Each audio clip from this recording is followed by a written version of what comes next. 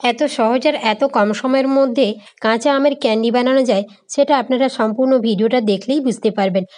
নমস্কার বন্ধুরা, SB cook and ব্লগে আপনাদের সবাইকে জানাই অনেক অনেক স্বাগত। আশা করি আপনারা যে যেখান থেকে আমার ভিডিওটা দেখছেন সবাই ভালো আছেন ও সুস্থ আছেন।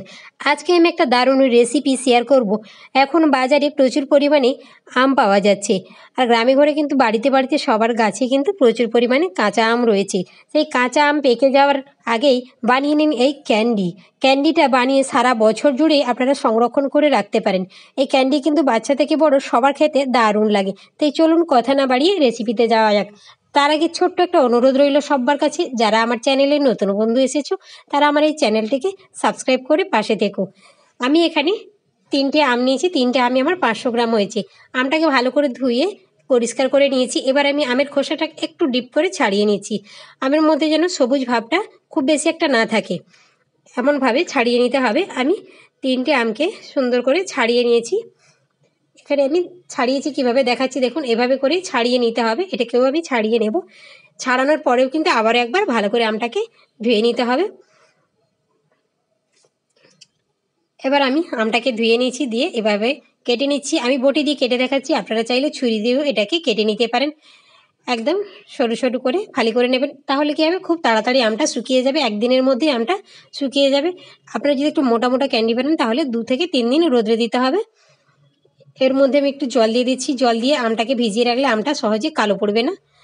আমি সব আমগুলোকে এক এক করে এইভাবে কেটে নেব। দেখুন আমগুলোকে আমি কিভাবে কাটছি দেখাচ্ছি আমি। দেখুন একটা সাইডকে আমি 6 থেকে 7টা ফালি করে কেটে নিয়েছি। আর আমের মধ্যে যে বীজটা থাকে সেটা কিন্তু নেওয়া যাবে না, সেটাকে ফেলে দিতে হবে। এভাবে করে সাইড থেকেও আমি কেটে নিচ্ছি। দেখুন দেখুন এইভাবে করে সবগুলোকে আমি কেটে নিয়ে ফিরে আসছি। আর মাঝের বীজটাকে ফেলে দিতে হবে। সবগুলোকে আমি কেটে নিয়েছি, কেটে দিয়ে পরিষ্কার করে নিয়েছি। দেখুন এবার আমি কড়াইয়ের মধ্যে সামান্য একটু লবণ দিয়ে দিলাম। আমটা যেমন টক নেবেন সেই হিসাবে কিন্তু লবণটা এখানে দিতে হবে। আর এখানে কিন্তু খুব বেশি লবণ ব্যবহার করা যাবে না। আমি হাফ টেবিল চামচ লবণ দিয়েছি, দিয়ে এটাকে ঢেকে 2 থেকে 3 মিনিট ভাপিয়ে নেব। খুব বেশি সময় ভাপানোর কোনো প্রয়োজন নেই, তাহলে আমটা একদম গলে যাবে।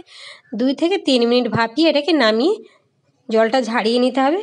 দেখুন আমি নামিয়ে নিচ্ছি। আমি এটাকে 2 মিনিট জাস্ট ভাপিয়ে নিয়েছি, খুব বেশি ভাপাইনি। এরকম একটা কালার এসেছে।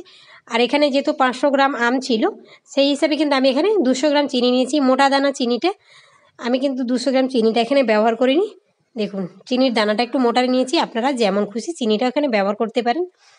আমি এখানে 200 গ্রাম চিনি ব্যবহার করিনি, সামান্য একটু চিনি আমি রেখে দিয়েছি। আমটা আবার একটু হালকা মিষ্টি মিষ্টি ছিল, সেই জন্য আমি চিনির পরিমাণটা এখানে একটু কমিয়ে দিয়েছি। আপনারা আমটা যেমন মিষ্টি হবে সেই হিসাবে চিনিটা ব্যবহার করবেন। আমি এই চিনিটাকে দিয়ে সারা রাত্রের জন্য আমি এটাকে ঢেকে রেখে দেবো। চিনিটা গলে এই আমের মধ্যে কিন্তু চিনির শিরাটা একদম ঢুকে যাবে। সারা রাত্রি ঢেকে রাখার পর আমি ফিরে এলাম। দেখুন চিনিটা গলে গেছে, আর চিনিটা কিন্তু সুন্দরভাবে আমটা শুষে নিয়েছে চিনির শিরাটাকে। এবার আমি থালার মধ্যে সামান্য সরষের তেল দিয়েছি, দিয়ে থালার 4-5টা লাগিয়ে নিয়েছি।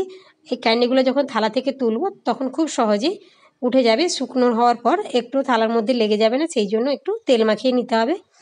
এবার একটা একটা একটু পাতলা করে মিলে দিতে হবে, একে অপরের গায়ে যাতে লেগে না যায়। শুকিয়ে গেলে কিন্তু যদি একে অপরের গায়ে লেগে যায় তখন একে অপরের গায়ে লেগে যাবে, আলাদা করা হবে না। সেই জন্য একটু ফাঁক রেখেই এটাকে মেলে দিতে হবে। এটাকে চড়া রোদে আমি 1 দিন রেখে দেবো। 1 দিনের মধ্যেই কিন্তু আমার ক্যান্ডিটা রেডি হয়ে যাবে। যেহেতু আমি একটু পাতলা করে কেটেছি, আর এই চিনির শিরাটা কিন্তু ফেলবো না, এটা চাটনি কিংবা আমের শরবতে এটা বানিয়ে খেয়ে নেব। এটাকে সাইডে রেখে দিচ্ছি। দেখুন আমি 1 দিন পরে ফিরে এসে দেখাচ্ছি। দেখুন কত সুন্দরভাবে শুকিয়ে গেছে, আর কালারটাও খুব সুন্দর এসেছে, একদম শুকিয়ে গেছে। এবার এর মধ্যে দিয়ে দিচ্ছি আমি 1 টেবিল চামচ চিনির গুঁড়ো। এখানে চিনির গুঁড়োটা খুব বেশি দেওয়ার দরকার নেই, যেহেতু চিনির শিরাটা রয়েছে সেই জন্য আমি 1 টেবিল চামচ চিনির গুঁড়োটাকে দিয়ে ক্যান্ডিগুলোকে এইভাবে ভালো করে লাগিয়ে নেব। আর এইভাবে করেই কিন্তু আপনারা বয়ামে ভরে রেখে দেবেন, সারা বছর জুড়ে এটা খাওয়া যাবে। খেতে কিন্তু দারুণ লাগে।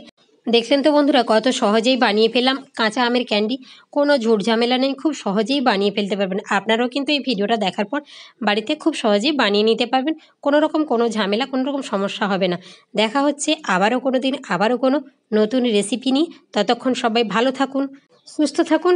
আজকের ভিডিও এই পর্যন্ত, দেখা হবে পরের ভিডিওতে।